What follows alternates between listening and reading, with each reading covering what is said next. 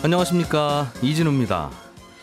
우리나라의 임대차 3법이라는 게 있죠. 핵심은 세입자가 원하면 살던 집에서 2년을 더 살 수 있게 한다는 거고, 이때 집주인은 임대료를 직전 임대료 대비 5%까지만 올릴 수 있다는 겁니다. 이 법이 시행된 지가 이제 1년이 다 되어 가는데, 시행 후에 전셋값이 훨씬 더 많이 오르고 매물도 많이 줄었다는 비판도 나오고 있고, 또 일부에서는 거주 비용이 좀 싸지지 않았느냐는 긍정론도 있습니다. 오늘은 시행 1년을 맞는 임대차 3법에 대한 이야기 잠깐 짚어보겠고요.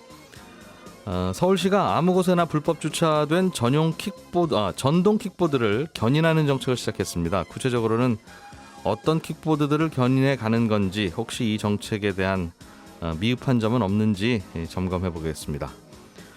한 청취자께서 질문을 보내오셨어요. 중고차를 샀는데 보니까 보험료가 꽤 비싸더라. 보험사에 물었더니 내가 산 차의 차종이 사고율이 높아서 그렇다던데 차종에 따라서 보험료가 따로 매겨지는 겁니까? 이런 질문을 보내오셨습니다. 자동차 다들 타시니까 다른 분들도 알아두면 좋은 질문일 것 같아서 저희가 또 열심히 취재를 해봤습니다. 이 내용도 잠시 후에 저희가 전해드리죠. 7월 28일 수요일 손에 잡히는 경제, 광고 잠깐 듣고 바로 시작하겠습니다. 네, 경제 뉴스들 정리해드리겠습니다. 김현우 행복자산관리연구소장, 손에 잡히는 경제 박세원 작가, 에셋플러스 김치영 경제 전문 큐레이터 세 분과 함께하고요. 저는 진행자 이진우입니다. 안녕하십니까? 네, 안녕하세요. 예. 새롭네요. 새삼스럽게. 네. 아니 뭐 저도 또 잊혀지는 것 같으십니까? 약간 외로워서. 김치영 큐레이터께서 준비한 소식부터 보겠습니다. 네네. 임대차 3법이 시작된 지 1년이 다 돼가는데 네네. 국토부에서 아마도 1년 됐으니까 SNS 담당하는 팀한테 뭐라도 하나 좀 올리세요 했을 거고 네. 잘못했습니다 하기는 좀 그러니까 그냥 올린 것 같긴 해요. 국토부에서 그렇습니다. 올린 네, 거니까 네. 그렇죠. 네. 그런데 이게 많은 분들이 뭐 이런 콘텐츠를 올렸냐, 지금 우리 마음 모르냐, 이제 이런 조금 반론이 좀 네. 있었던 모양이에요. 공감 능력이 떨어진다부터 시작해서 여러 가지 욕을 좀 먹고 있는 컨텐츠가 올라왔다, 이렇게 볼 수가 있겠는데요. 뭐라고 했어요, 국토부에서는? 국토부에서는 그냥 간단하게 올렸습니다. 임대차 3법 시행 1년 해가지고 갱신율은 올라갔고 임대료는 떨어졌고 투명성은 올라갔다. 그래서 몇 가지 사례까지 좀 들었거든요. 예. 근데 거기에 보면 뭐 사회초년생의 대출 걱정은 줄었고 2년마다 이사 걱정도 줄었다. 임대료는 연 5% 이내로 4년간 거주가 가능해졌다. 이런 글도 같이 달려 있습니다. 그러니까 예. 이제 밑에 들어가서 보니까 댓글들이 뭐 가장 많은 게 뭐 자화자찬하고 있다, 뭐 이런 거고요. 그리고 심지어 개콘이 이래서 망했다, 그러니까 웃기고 있다, 뭐 이런 얘기 되겠고요. 좀 이게 유행어더군요. 네. 그리고 네. 뭐 계약갱신을 자기가 하긴 했는데 주변 시세 너무 올라가지고 뭐 다음에 이사 가려고 보니까 이사 갈 수도 없다, 이런 댓글도 지금 달리고 있어서 좀 예. 비난 일색의 댓글이 달리고 있다, 이렇게 보시면 되겠습니다. 국토부 말이 뭐 다 틀린 건 아닌 것 같긴 한데 도입 네. 후에 부작용이 더 많았다고 보는 거잖아요. 그렇습니다. 어떤 부작용들이 좀 나타나고 있습니까? 일단은 전세 가격이 너무 많이 그 사이에 올라 버렸습니다. KB 은행 쪽 자료를 보면 서울의 이달 아파트 평균 전세 가격이 6억 3천만 원 정도거든요. 새 임대차법이 시행된 지난해 7월에 4억 9천만 원 정도였으니까 약 1억 3,500만 원 정도가 올랐고요. 전세가. 예. 예. 직전 1년 동안 전세가 상승액이 한 3,500만 원 정도였으니까 그것에 비하면 한 3.8배 정도가 올랐다라고 볼 수 있고요. 예. 비단 서울뿐만 아니라 경기와 인천 쪽 수도권도 보면 지난해 7월 수도권의 아파트 평균 전세 가격이 3억 한 3천만 원 정도였는데 이달 시세를 보니까 지금 4억 3천만 원, 한 1억 원 정도가 올랐습니다. 그러면 전년도에는 얼마나 올랐냐라고 보니까 여기도 전년에는 수도권이 한 2,300만 원 정도 1년 동안 올랐으니까 예. 한 4배 이상 올랐다, 이렇게 볼 수가 있거든요. 그래서 결국에는 임대차 계약, 아까 핵심들을 말씀해 주셨는데 2년 더 연장할 수 있는 계약갱신권을 쓰다 보니까 매물이 좀 덜 나왔다. 그리고 또 2년 후에 전세가 더 오를 거니까 가격 자체를 올려버렸다, 뭐 예. 이런 것들까지 포함되면서 도리어 신임대차법이 전세 가격을 더 오르게 하는 기폭제 역할을 한 거 아니냐라는 지적들이 많은 것입니다. 부분적으로 전세가 귀한 지역이 생겼겠죠. 사람들이 임대차 3법 때문에 계약갱신을 하면서 잘 안 나가고. 네네. 그렇게 되면 들어와서 살았으면 좋겠는 인기 전세 지역은 있을 테니까 아마 그곳에서는 그럼 집주인이 그럼 월세로 바꿔도 되겠구나. 네. 라는 식으로 반응을 했을 가능성이 높고, 그렇습니다. 그러면 전세가 줄어들었겠죠. 그렇게 되면 이제 많이 올라가기 시작하는. 네네네. 근데 결국은 법을 바꿔서 임대료라고 하는 게 전 세계 문제잖아요. 그렇습니다. 전 세계 식량 문제하고 비슷한 네네네. 것 같은. 네. 근데 법을 바꾸면 해결되는 문제라면 이게 뭐 다른 나라도 다 법 바꾸면 임대차가 해결되지. 이게 결국은 공급이 많이 되는 법이어야 되는데 어떤 법이든 그렇습니다. 이런 법을 만들면 이렇게 해서 새집 공급이 많아지겠구나. 그런 법이면 괜찮은 법인데 그거와는 무관한 법이라서 자꾸 혼란만 있고 그렇다는 지적도 있어요. 일종의 가격 규제와 관련된 법이어서 사실은 말씀하신 대로 이제는 공급 쪽에다 더 신경을 써야 된다라는 얘기도 하죠. 그리고 사실은 임대차 3법 때문에 전세 가격이 이렇게 올랐냐라고 하면 직접적인 원인이 아닐 수도 있습니다. 뭐 여러 문제가 섞여 있겠죠. 예. 전 세계의 유동성이 워낙 많이 풀렸기 때문에 자산이라고 하는 것들의 가격이 다 올라 있는 상태거든요. 주식부터 시작해서 부동산 가격이 덩달아서 오르고 그러다 보면 전세 가격도 같이 오르는 문제도 있기 때문에 꼭은 아니지만 그래도 결국에는 풀려면 공급의 문제를 풀어야 된다라는 지적을 전문가들이 지금 많이 하고 있습니다. 그래서 예. 지금 결국에는 전세 물량을 좀 내놓을 수 있는 것들, 그러니까 정부에서 하는 임대 아파트 관련된 것들을 많이 짓든지 아니면 전세를 주는 그 공급 아파트를 좀 늘리든지 정부가 주도하는 뭐 이런 것들의 정책이 필요하다라는 지적이 같이 나오고 있는 것이죠. 근데 정부가 집이 있어야 빌려주죠. 그러니까 전세를 사는 분들은 네네. 외곽으로 나가면 내 집 마련할 수 있다는 걸 알지만 출퇴근이 문제가 되니까 좀 더 가까운 곳에서 전세를 살 텐데 맞습니다. 출퇴근이 가까운 곳에는 나라 땅이 없잖아요. 네, 결국엔 그래서 그럼 어떻게 원하는 집을 공급하냐는 지역에 거죠. 매물이 안 나오는 또 그런 현상이 벌어지기 때문에 쉽지 않은 문제인 건 맞습니다. 그런데 중요한 건 오늘 네. 정부가 대국민 담화 부동산 관련 대국민 담화를 발표한다고 예고가 됐어요. 홍남기 경제부총리가 주재하는 부동산 관계부처 합동 브리핑이 오늘 있습니다. 이 자리에서 이제 대국민 담화를 하겠다라는 얘기가 지금 나오고 있고요. 오전 중에 있을 것으로 보이는데요. 근데 이게 주택 공급 대책이나 임대차법 시행과 관련된 뭐 새로운 것들이 나올 것 같지는 않고요. 예. 다만 이제 그동안 해왔던 것들을 그대로 하겠다 또는 기존의 여러 가지 문제들에 대한 개선보다는 강행의 의지를 좀 표현할 것 같다라는 전망이 좀 더 나오고 있습니다. 그래서 어제 오후부터 루머인지는 모르겠는데 네네. 이런 내용들이 있을 거다라고 하는 게 돌긴 돌았어요. 예, 돌긴 돌았습니다. 거기에 보면 뭐 제2금융권에 대한 그 대출 강화 뭐 예. 이런 것도 있고 그다음에 예. 규제 지역을 새로 신설한다는 얘기도 있는데 이건 아직 확인이 안 된 부분이기 때문에 함부로 말씀드리기가 힘들 것 같고요. 예. 그래서 새로운 대책보다는 그동안의 정책을 지속해서 유지할 거고 강하게 펼치겠다라는 의지를 보일 것으로 보이는데요. 오늘 관계부처 장관회의에 참석하는 분들을 보면 노영욱 국토교통부 장관하고 은성수 금융위원장이 있고요. 예. 여기에 김창룡 경찰청장이 있습니다. 그래서 경찰청장이 들어가는 이유는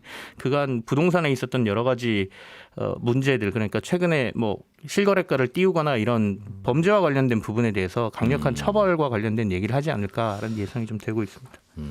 토지거래 허가구역이 요즘 이제 서울 일부 지역에만 되어 있는데 네. 이거를 전역으로 확대한다는 루머도 있고 지켜는 봐야 돼. 오늘 오전에 합니까? 예, 그렇습니다. 오전 중에 하는 걸로 돼 있거든요. 그래서 예. 아마 조만간 뭐 9시, 10시 이때쯤 나오지 않을까 싶습니다.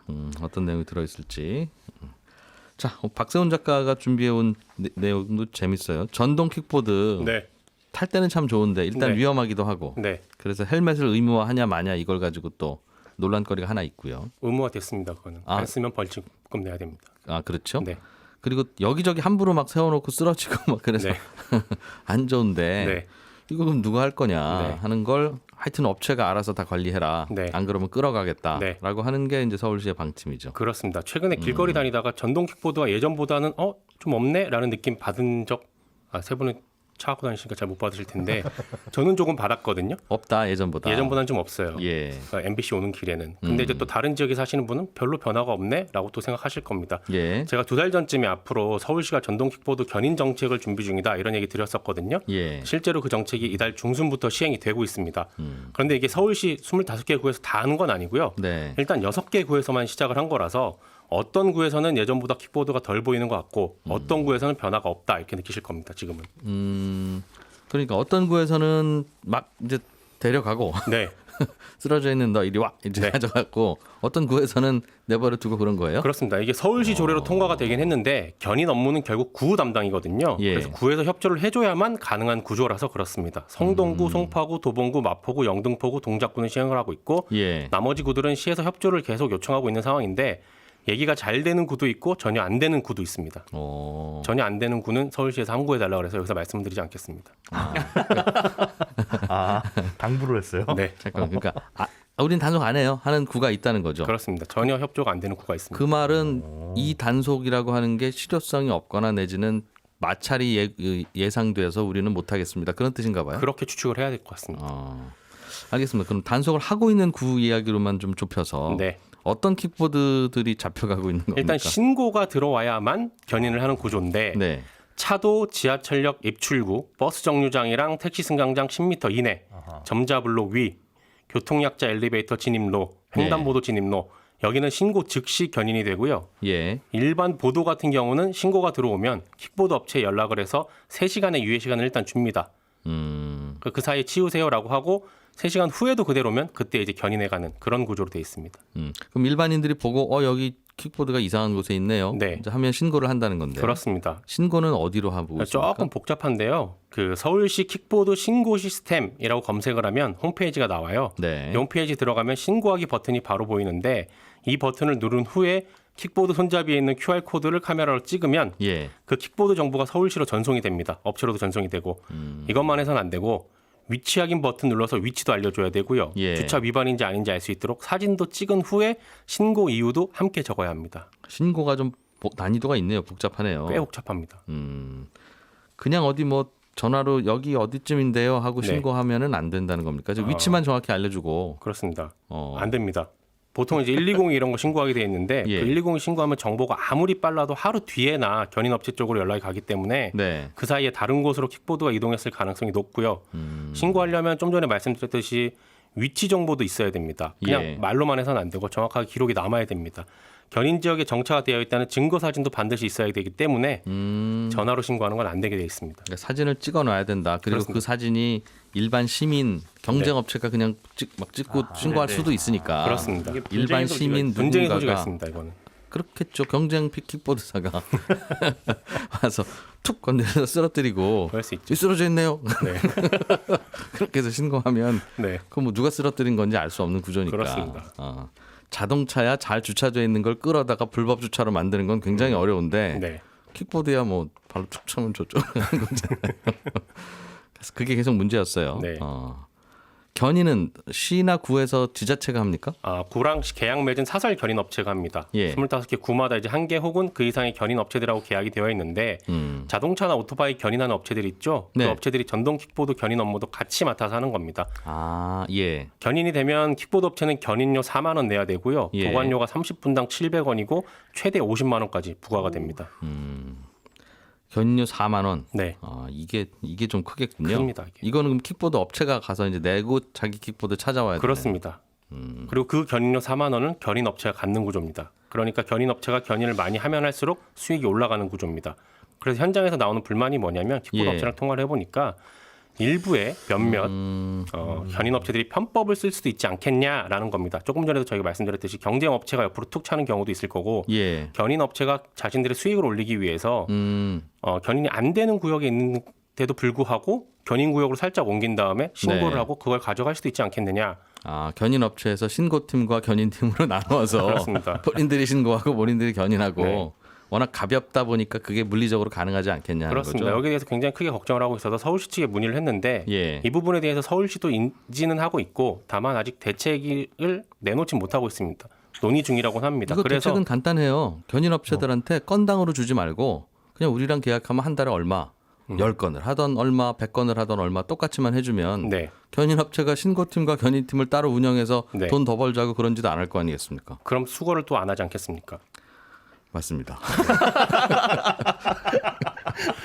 그래서 일단 제한 걸어둔 건 있습니다. 견인 업체별로 월별 견인 쿼터가 정해져 있습니다. 이게 구마다 약간씩 다르긴 한데 대략 400건 정도로 정해져 있어요. 한 채워야 달에 된다는 거잖아요. 네. 채워야 된다는 거죠, 그렇습니다. 이만큼은. 400건 이상은 못하게 하겠다라는 거죠. 그래. 반대로 얘기하면 400건까지는 채울 수 있다는 거고요. 이거는 아마도 이제 저희 7140번님께서 문자로도 이거 이런 식으로 하다 보면 이 업체에서 조금 전에 이용한 사람이 실제 이용자가 누군지 알 수 있지 않느냐. 그렇죠. 그렇잖아요. 쓰러져 있다. 네. 그러면 이 직전 이용자가 누군지 알 수 네. 있지 않느냐. 그럼 네. 그 직전 이용자한테 네. 책임을 묻는 건 어떠냐. 그 방법은 업체가 할 수가 없는 게 뭐냐면 예. 사용자에게 책임을 묻게 되면 사용을 안 하게 될 겁니다. 이 킥보드라는 게 네. 가장 큰 장점이 아무 데서나 탈 수 있고 아무 데서나 내릴 수 있다라는 거거든요. 네. 근데 아무 데서나 내렸다고 해서 그 사용자에게 책임을 물게 되면 이용률이 떨어질 수밖에 없죠. 아니면 나는 잘 갖다 놨는데 네. 난 잘 모르겠습니다. 왜 여기 쓰러져 있는지. 그럴 수 있고요. 세상 모든 일이 다 내 책임입니까? 이러면 그럴 수 있겠죠. 그럴 수도 있고요.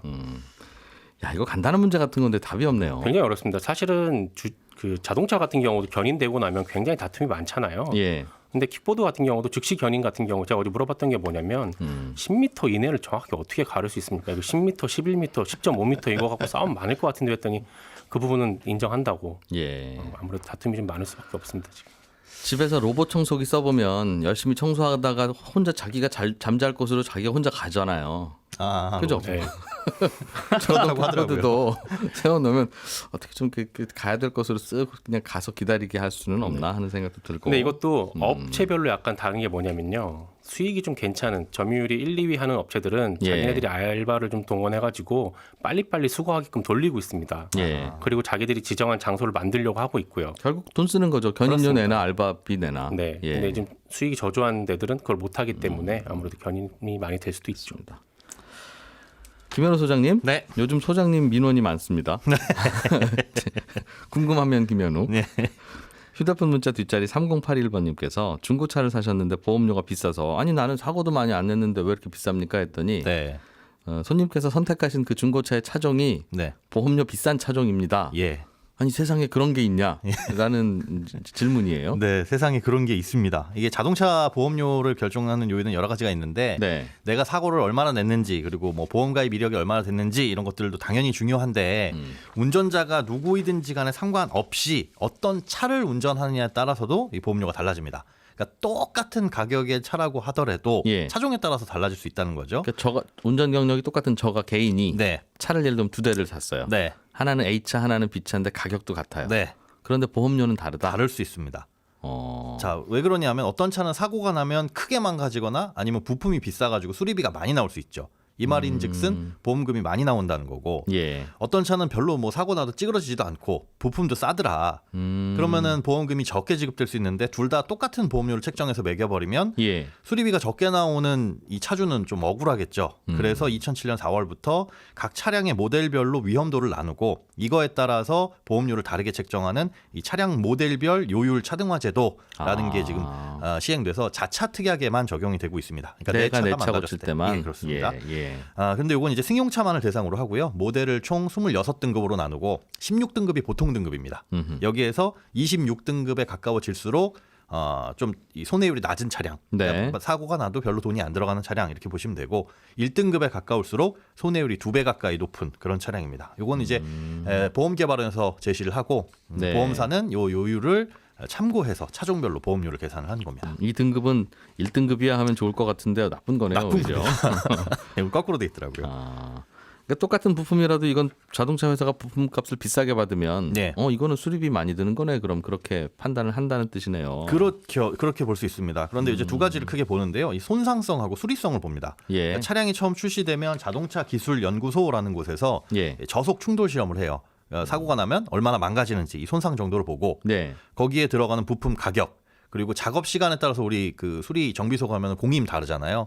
작업 시간 공임, 뭐 도장 공임 이런 걸 실제 수리비를 다 따져서 얼마나 들어가나 요걸로 가등급이라는 걸 산출을 합니다. 네. 그렇게 가등급을 일단 산출하고 차가 이제 판매가 되고 보험이 가입이 될 거잖아요. 그런 보험 가입 데이터, 사고 데이터가 누적이 되면 이제 등급을 좀 조정을 합니다. 예. 그러니까 정기적으로는 1년에 한 번씩 등급을 새로 매기고요. 부품 가격이 크게 변동이 되면 그건 이제 분기마다 한 번씩 매기는데 문제가 이렇게 차량별로 충돌 시험하고 등급 매기는 이 별도 등급은 기준이 있어요. 그러니까 전년도에 제조사 기준으로는 5,000대 이상, 예. 개별 차종 기준으로는 10,000대 이상 보험 가입 이력이 있어야 됩니다.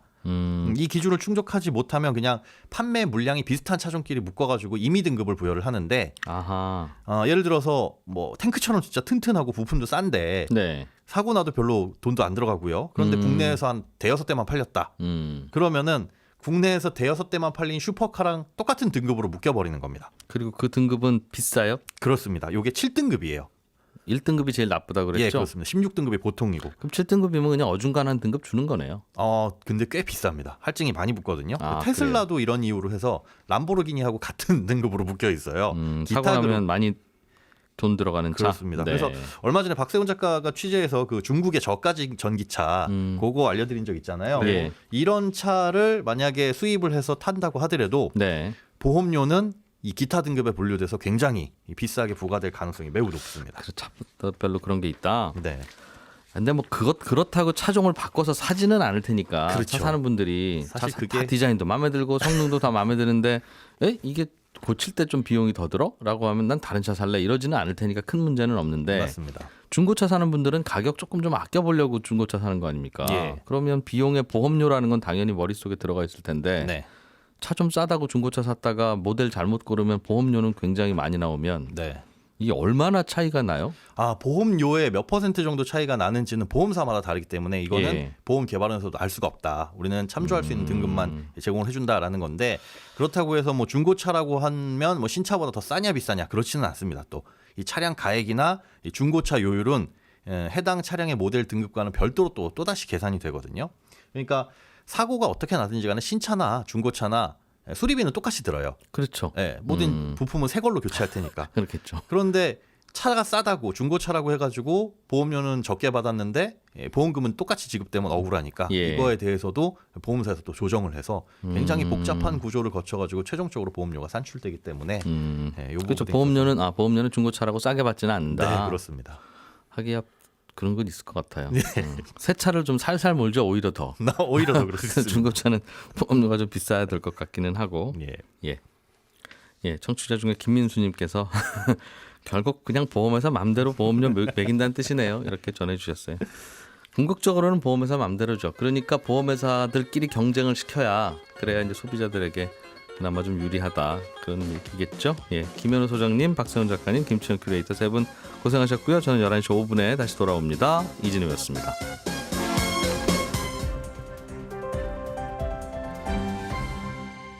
경제를 생각하는 사람들의 즐거운 습관. 이진우의 손에 잡히는 경제.